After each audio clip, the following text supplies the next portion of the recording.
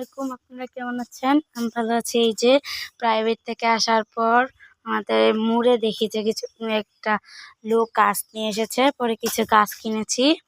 এই যে 5টা গাছ কিনেছি। এই 5টা গাছের দাম নিয়েছে 270 টাকা। আর কি কি গাছ আছে, এই যে একটা রয়েছে আম গাছ, এটা 4টা মনে নেই আমার, লোকটা বলে দিয়েছিল। আর এই যে একটা মিষ্টি কালার রঙন, আর একটা যে পেয়ারা গাছ, এই যে ছোট ছোট পেয়ারা হয়, টক মিষ্টি খেতে। আর এই যে একটা মাধবীলতা গাছ, মাধবীলতা গাছটা কিন্তু অনেকটা বড়, এটা নিচে গেটের এখানে লাগাবো। আর এই যে একটা আমড়া গাছ, আমড়া গাছটাও কিন্তু অনেক বড়।